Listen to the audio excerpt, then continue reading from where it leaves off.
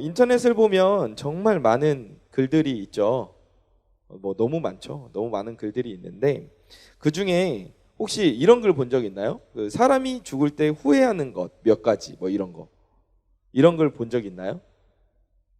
본 적 없어요? 네. 그래요. 나만 봤나 봐요. 어. 근데 그 뭐 페이스북이나 막 이런 데 인스타 같은 거 막 이렇게 피드 보다 보면 그런 것들이 많이 나와요. 이제 약간 어떻게 보면 감동을 좀 자아내는 그런 글들인데, 근데 저도 여러 번 봤는데 이 글들을 여러 번 볼 때마다 제가 보니까 공통점이 있는데 재밌는 게 두 가지가 있더라고요.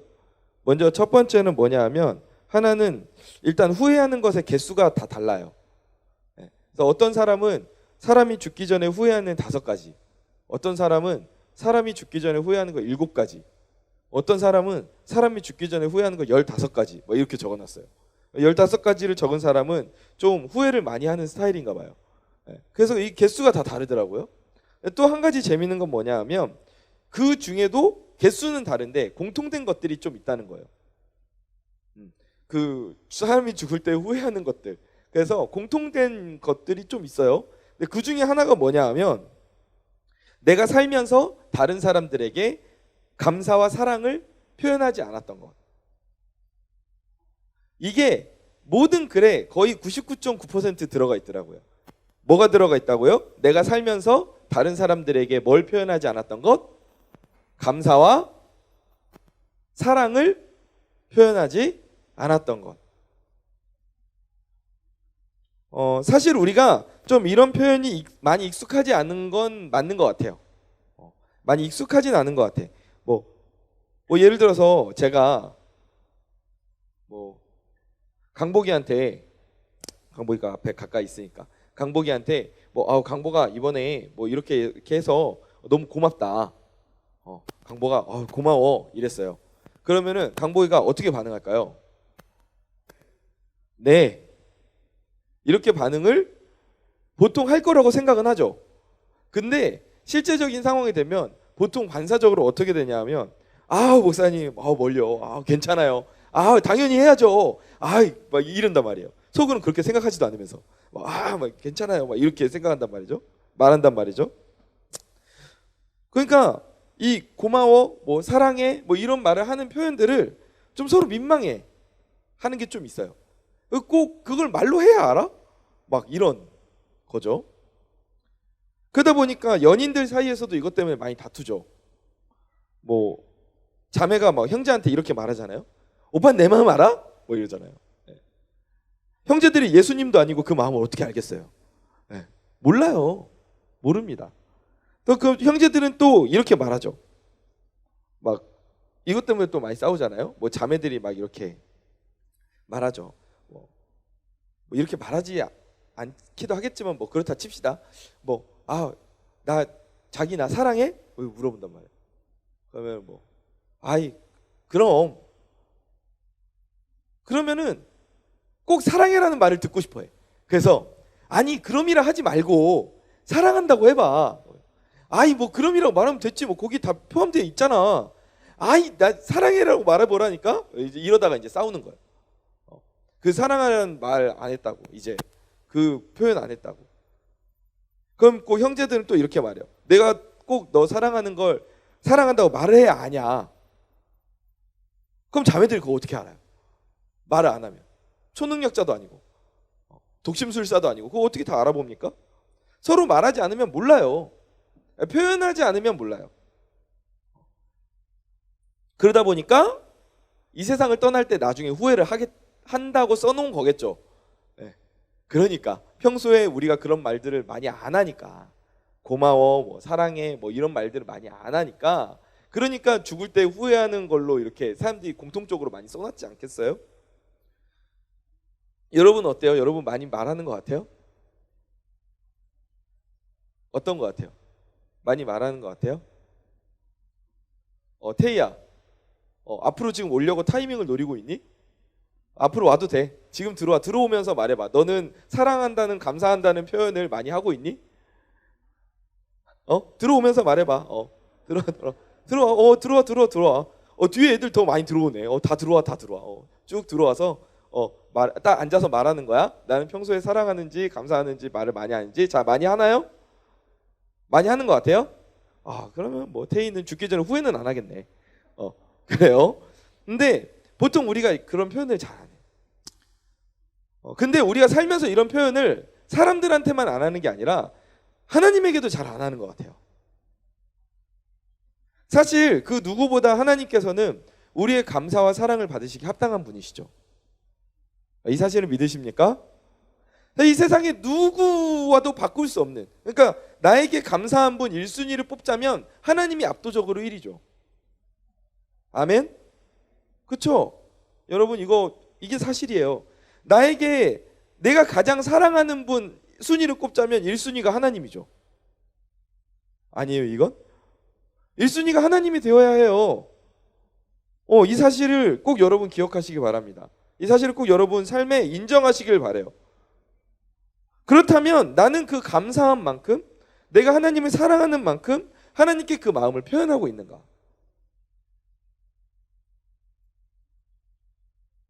그만큼 드러내고 있는가?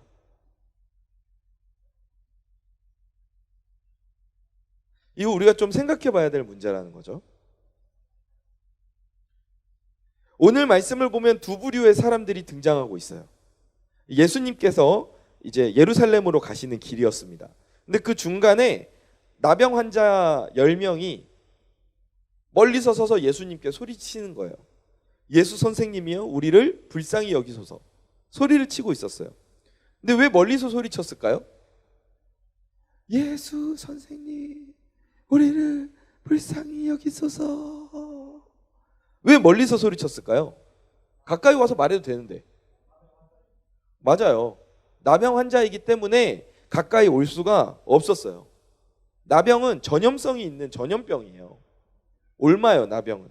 근데 나병에 걸리면 여러분도 뭐 성경 속에서 많이 이렇게 봤으니까 알겠지만 뭐 코나 귀, 입술, 눈꺼풀, 손가락, 발가락의 관절들이 썩어서 떨어져 나가요, 몸에서. 그러니까 겉으로 보기에도 좀 이렇게 보기에 좀 좋지가 않고, 그리고 그 당시에 이제 전염성이 있는 병이었기 때문에 부정한 사람 취급을 당했고, 그리고 그러니까는 사람들이 모여서 사는 곳에 같이 살 수가 없었어요. 그래서 나병에 걸린 사람들끼리 마을 밖에 있는, 그 거주지 바깥에 있는 동굴이나 이런 데에서 같이 그냥 모여서 생활을 했단 말이에요. 지금이야 물론 치료제가 있죠. 근데 당시에는 치료할 방법도 없어. 그러니까 더더욱 사회에서 배척을 당했단 말이에요. 그러니까 사람들에게 가까이 다가갔다가는 큰 공경을 당할 수도 있는 사람들이 바로 이 나병 환자들이었어요. 그러니까 예수님이 지나가시는 걸 보고서도 가까이 달려와서 다른 병에 걸린 사람들처럼 가까이 다가와서 예수님 앞에 막 예수님 우리를 도와주세요. 예수님 우리를 살려주세요. 보통 보면 성경 속의 인물들이 그렇게 해서 고침을 받잖아요. 예수님 앞에 나와서 엎드리잖아요. 근데 나병 환자들은 나오고 싶어도 나올 수가 없었다고. 그래서 멀리서 소리칠 수밖에 없었어요. 근데 예수님께서 그들의 소리를 들으셨어요. 그리고 말씀하십니다. 가서 제사장들에게 어떻게 하라고요? 너희들의 몸을 보여줘라. 가서 제사장들에게 너희들의 몸을 보여줘라. 왜요? 왜 갑자기 제사장한테 가서 왜 이렇게 옷 벗고 이러면 제사장이 엄청 당황하겠죠? 근데 왜 제사장들에게 가서 몸을 보여주라고 했을까요? 당시에 나병이 걸렸는지 나았는지를 판단하는 사람이 제사장이었어요. 그러니까 제사장에게 가서 지금 네가 나병에 걸려 있는지 나았는지를 보여주라고 말씀하신 거예요. 이 말이 내포하고 있는 게 뭐예요? 내가 너희를 낫게 하겠다. 너희가 나을 것이다. 그러니까 가서 제사장들에게 너희들의 몸을 보여봐라. 보여줘라. 나았음을 확인받아라. 이 말씀이 바로 예수님의 이 말 안에, 가서 제사장들에게 너희 몸을 보여라 라는 그 말 안에 이 의미가 포함이 되어 있었던 거죠. 그래서 10명의 나병 환자가 제사장에게 출발을 합니다. 근데 가는 중에 가다 말고 그 중에 한 명이 다시 예수님에게로 돌아와요. 왜 그랬을까요? 왜 그랬을까요? 이들에게 놀라운 기적이 일어난 거예요. 10명이 제사장에게 가고 있는데 정말 예수님이 말씀하신 대로 제사장에게 가는 중간에 이미 그들의 몸이 나아버린 거야. 아멘. 별로 뭐 놀랍지 않은가요? 이 정도 기적은? 그냥 성경에서 뭐 평범하게 나오는 이야기 1인가요? 굉장히 놀라운 일이죠. 여러분이 나병 환자 입장이었다고 생각을 해보세요. 사회에서 배척받고 사람들에게 가까이 갈 수가 없어. 치료제도 없어. 가족들을 떠나서 살아야 해. 근데 병이 나은 거야. 다시 예전의 일상으로 돌아갈 수가 있어. 얼마나 놀라운 기적이었겠어요. 사랑하는 가족들을 만날 수 있고 사람들에게서 배척받지 않아도 돼. 정말 어떻게 이것보다 그 사람들에게 당장 필요했던 게 이 이상으로 필요했던 게 있을까요? 없었을 거예요. 그러니까 너무 정말 놀라운 기적이 일어난 거죠. 그런데 그 기적을 체험하고 그 10명 중에 한 명이 다시 예수님에게로 돌아옵니다. 이 사람이 사마리아 사람이었는데 왜 돌아왔어요? 예수님께 감사하기 위해서 돌아왔다라고 되어 있어요. 예수님께 감사하기 위해서 돌아와서 예수님께 감사의 마음을 표현했다라고 이야기를 하고 있어요. 그런데 이 돌아온 한 사람을 보면서 예수님이 오늘 본문 17절 18절에서 이렇게 말씀하고 계십니다. 뭐라고 말씀하십니까? 예수께서 대답하여 이르시되 10사람이 다 깨끗함을 받지 않았냐? 근데 9은 어디 있냐? 이 사마리아 사람 외에는 하나님께 영광을 돌리러 온 자가 없느냐? 라고 물어보셨어요. 예수님의 이 감정이 어떤 감정인 것 같아요? 약간 서운해. 지금 예수님이 약간 속상하셔. 내가 10명을 고쳐줬는데 왜 그 중에 한 명만 돌아와서 감사하다고 말을 하냐? 무슨 뭐 대표로 와가지고 제가 대표로 왔습니다. 이것도 아니고. 사실 보면 우리가 그냥 이 사건을 좀 성경 위에서 이렇게 성경을 보면은 이 사건의 9명에 대해서 우리가 좀 어떻게 느껴져요? 기회주의자. 되게 어려운 말을. 네, 어떻게 느껴져요? 더러운 간신배. 그렇게 직설적인 말을. 배은망덕하지 않아요? 은혜를 모르죠. 은혜를 모르는 사람인 거예요. 아니, 그 당시에 불가능한 일이 일어난 거예요. 지금처럼 뭐 약 먹거나 뭐 치료제를 통해서 나을 수 있는데 뭐 예수님이 낫게 해주셨다, 이게 아니에요. 불가능한 일이에요. 불가능한 일인데 가능케 된 거예요. 그 일을 자기가 직접 겪은 거야. 그런데 감사하러 오지 않은 거예요. 거의 뭐 인간 얘기를 포기한 것 아닙니까?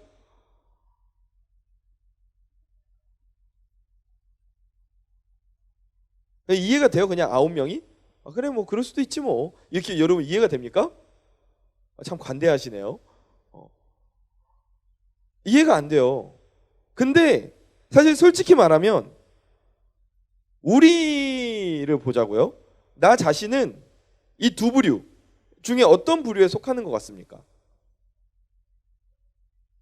돌아와서 감사를 표현한 한 명에 속하는 것 같습니까? 아니면 예수님께 돌아오지 않고 다이렉트로 이렇게 떠나간, 하이패스로 떠나간 9명에 속하는 것 같습니까?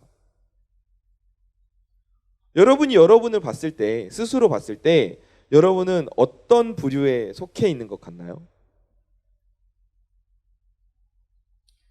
목사님, 저는 항상 감사하면서 살고 있어요. 하나님과 부모님과 형제자매들과 여러 가지들에 감사하고 있습니다. 그렇다면 주변 사람들도 나를 볼 때 저 사람은 감사하는 사람이야 라고 인정을 하고 있을까요?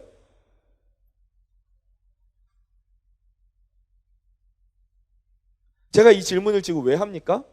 이 차이가 왜 생기는 겁니까? 내가 감사를 표현하느냐 표현하지 않느냐에 달려있다는 거죠. 그러니까 아무리 내가 마음속으로 감사하지, 참 감사한 일이야, 그 낳은 9명이 감사를 안 했을까요? 아마 감사는 했겠죠. 예수님이 나를 낫게 해주셨네.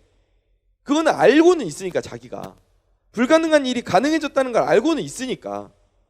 그런데 그들이 그거를 알았어도, 심지어 제사장에게 가서 보지도 않고 가는 길에 알았으니까 돌아올 수도 있었겠지. 근데 그걸 돌아오지도 않고 그냥 가버릴 정도로 감사를 표현하지 않은 거예요. 내가 아무리 마음속으로 감사하고 있어도 내가 하나님께 그것을 표현하지 않으면, 내가 하나님께 그 마음을 표현하지 않으면 나는 9명에 해당되는 거예요.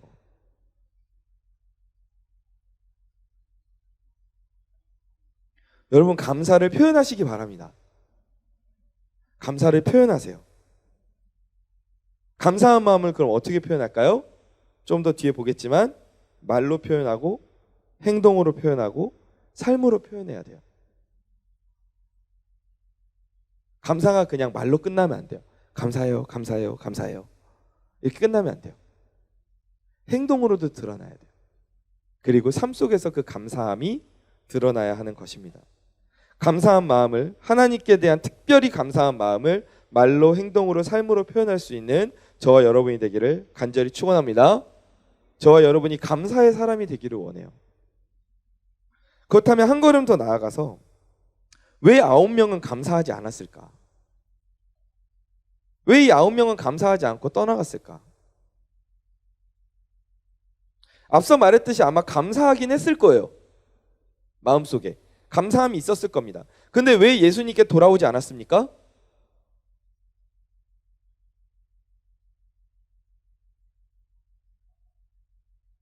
왜 예수님께 돌아오지 않았을까요?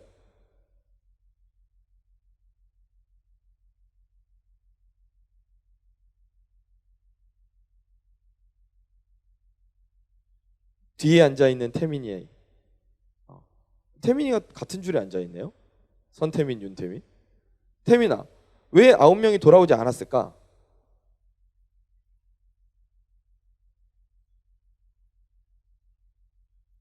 내가 알 바 뭐야? 모르겠어요? 그냥 딱 그냥 생각했을 때.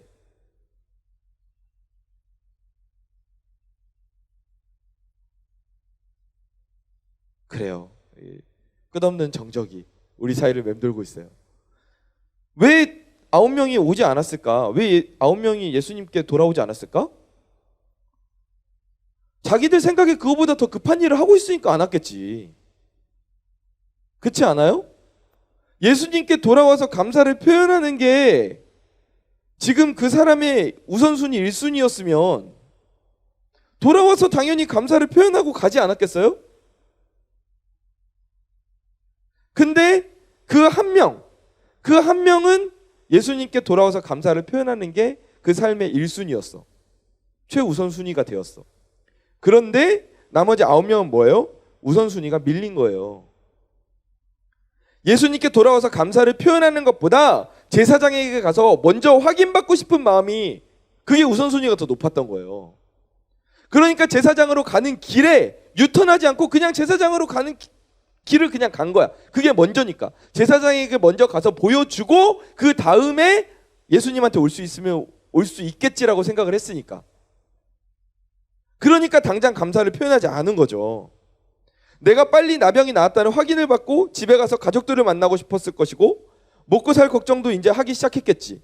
아마 병에 걸리기 전보다 더 여유가 없어졌을 거예요. 더 삶이 분주해졌을 겁니다. 이것이 우리가 은혜를 누리고도, 엄청난 은혜를 하나님께 받고도 감사하지 못하는 이유가 아닐까요? 우리가 하나님께 구원의 은혜를 받았어요. 이거는 무엇으로도 바꿀 수 없는 엄청난 은혜입니다. 내가 돈을 주고 살 수도 없고 내가 내 몸을 바친다고 해도 내가 얻을 수가 없는 게 구원의 은혜예요. 그런데 그 은혜를 내가 표현하지 않는다는 것은, 감사로 드러내지 않는다는 것은 그 은혜 자체를, 내가 그 소중함을, 우선순위를 뒤로 밀어버린다는 거예요. 그 은혜가 내 삶 가운데서 그만큼 크게 내가 생각하지 않으니까 그 은혜에 대한 감사를 표현하는 마음이 뒤로 미뤄져 버리는 거라고요. 그 은혜를 당연시하기 때문에 우리가 그거를 또 하나님께 올려드리지도 않고, 화장실 갈 때 마음과 나올 때 마음이 다르다고. 이미 내가 받은 은혜니까 지금 당장 내가 감사하지 않아도 언젠가 내가 감사할 수 있겠지라고 생각하면서 감사하지 않고 그냥 살아가는 거예요. 내가 지금 당장 더 급한 일이 있으니까, 내가 지금 먼저 이거를 해야 되니까 감사는 좀 더 나중에 해도 되겠지.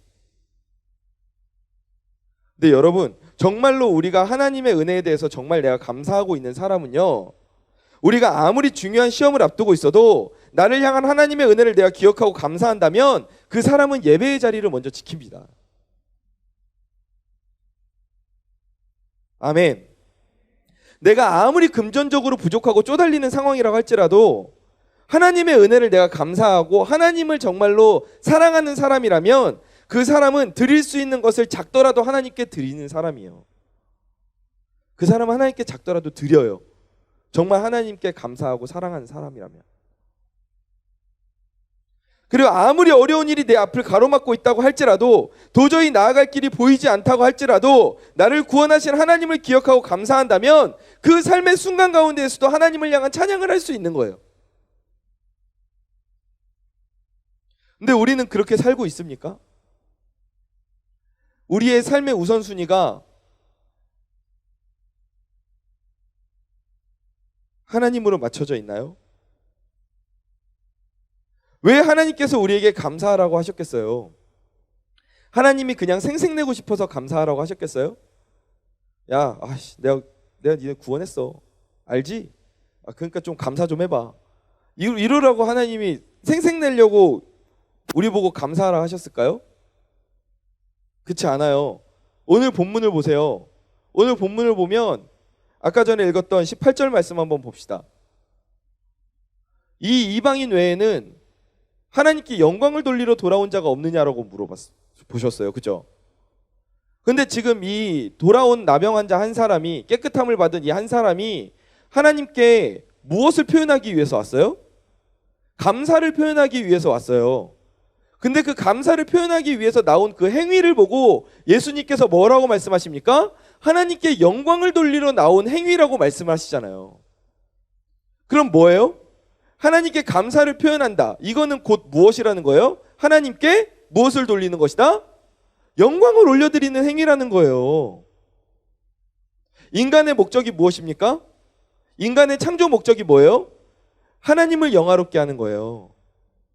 하나님을 통하여서 즐거워하고 하나님의 이름을 높이며 하나님을 영화롭게 하는 것이 인간의 목적이에요.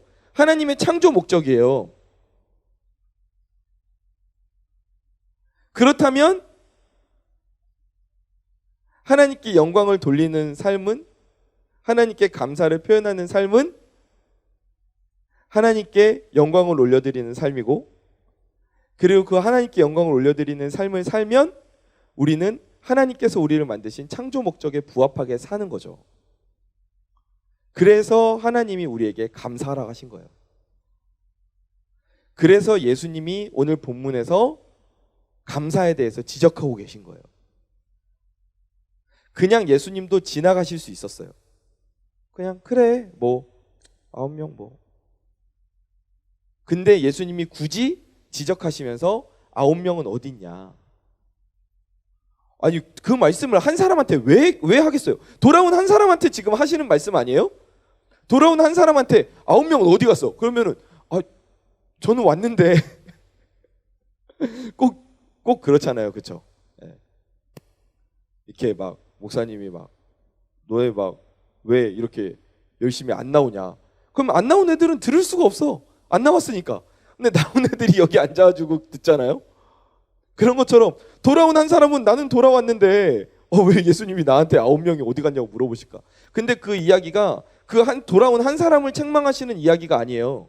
예수님이 지금 이야기를 하시는 건 지금 이 시대를 살고 있는 이 말씀을 받은 모든 하나님의 자녀들에게 감사의 중요성에 대해서 깨닫게 하시려고 지금 이 말씀을 하신 거예요. 그 9명 어디 갔니? 너네가 그 9명처럼 살고 있진 않니? 감사하는 삶이 이렇게 중요한 거야. 감사는 그냥 단순한 감사가 아니라 나에게 영광을 돌리는 행위야.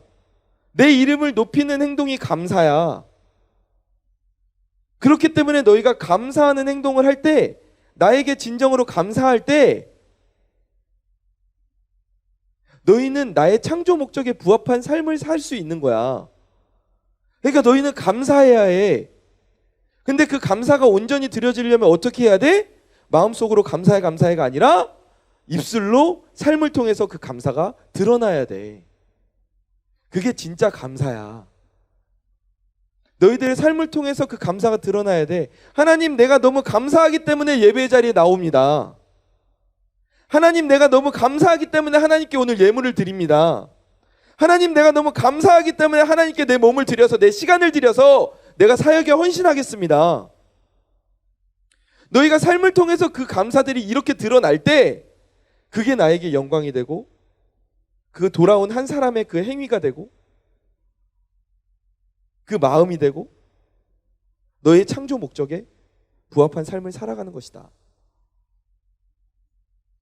이 마음으로 하나님께서 오늘 이렇게 우리에게 말씀을 하시는 거예요. 감사가 이만큼 중요하다. 감사함을 통하여서, 제대로 감사함을 통하여서 너희가 그냥 감사로 끝나는 게 아니라 나에게 영광을 돌리고 나의 창조 목적에 맞는 삶을 살 수 있다. 아멘. 말씀을 정리하도록 하겠습니다.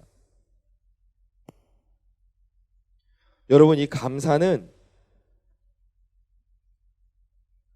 표현하면 할수록 늘어요. 그래서 우리가 또 표현을 해야 되는 거예요.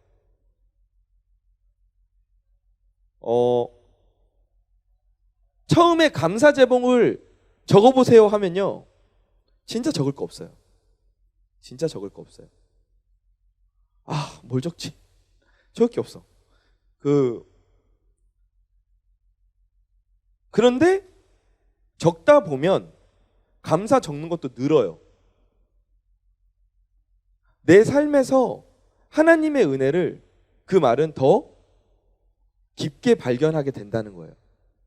내가 스쳐 지나갔던 하나님의 은혜를 발견할 수 있는 눈들이 열리기 시작한다는 거예요. 근데 그게 어떤 과정을 통해서 이루어지는 거예요? 감사를 통해서 이루어지는 거예요. 하나님, 생각해보니까 이것도 감사네요. 하나님, 이것도 감사네요. 저는 얼마 전에 참 이게 감사했어요. 커피를 마시다가 문득 생각이 들었어요. 하나님, 이렇게 기가 막힌 커피를 만들어주신 하나님 너무 감사하네요.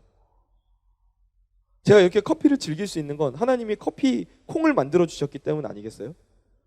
근데 커피 콩만 만들어주신 게 아니라 이걸 이렇게 커피로 가공을 할 수 있게끔 사람들에게 지혜를 주셔서 너무 감사해요. 어떻게 이걸 볶을 생각을 했을까요? 어떻게 이걸 갈아서 물에 내려가지고 이걸 이렇게 음료로 만들 생각을 했을까요? 하나님, 내 손에 이 커피가 쥐어지게 하시니 감사합니다. 이 감사가 나오더라고요. 별것도 아닌 거 감사하시네 이렇게 생각할지 모르지만, 근데 이러한 감사의 과정들을 통해서, 감사도 훈련이에요. 이 과정을 통해서 내가 내 삶에서 하나님께 감사한 것들이 점점 늘어나갈 수 있어요. 늘어날 수 있어요. 그 말은 뭐예요? 내가 하나님께 올려드릴 수 있는 영광의 폭이 점점 커진다는 거예요. 감사는 하나님께 영광을 올려드리는 거니까. 내가 내 삶에서 감사를 더 많이 할수록, 더 하나님께 표현할수록 그만큼 하나님께 영광을 더 크게 올려드릴 수 있는 것이고, 한 단계 더 넘어서 내가 하나님의 창조 목적에 맞게 더욱더 부합한 삶을 살 수 있다는 거예요. 그래서 여러분, 계속 감사를 표현해야 돼요. 연습해야 돼요. 사랑한다는 말도 계속 해야 돼요. 가우도에서 살고 계신, 강진에서 살고 계신 저희 할머니가 올해 91살이세요. 젊은 나이에 할아버지가 돌아가셨어요. 30대부터 혼자 사셨어요. 아들 셋을 혼자 키우셨어요. 섬에서 바닷일을 하시면서. 그러니까 얼마나 힘드셨겠어요. 근데 그러다 보니까 또 딸이라도 있으면 좋겠는데 아들 셋이야. 그러니까 이 감정 표현이 너무너무 서투세요. 제가 할머니의 입에서 사랑한다는 말이 나오게끔 하는데 근 25년이 걸렸습니다.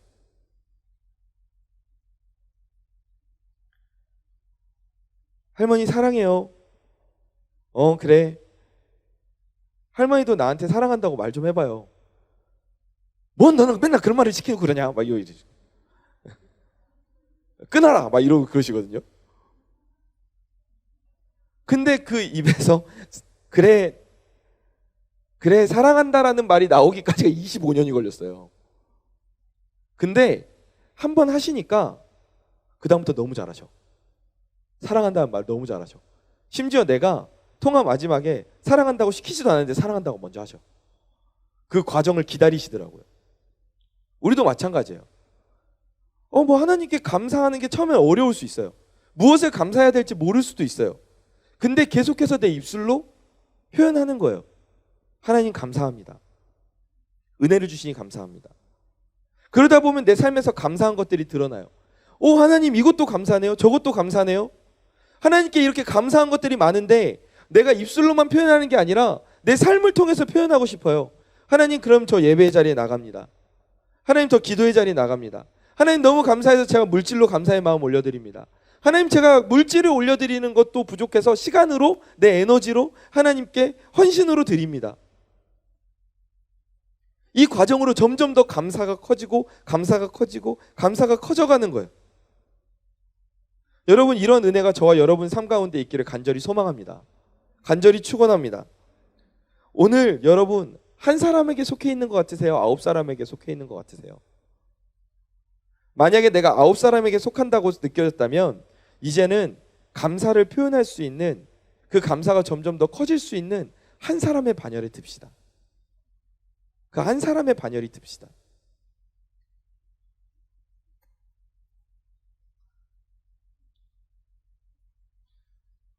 하나님이 나에게 주신 은혜를 감사함으로 드러내며 또 그 감사함을 통해서 더 큰 은혜를 누리는 저와 여러분들이 되기를 주님의 이름으로 간절히 축원합니다.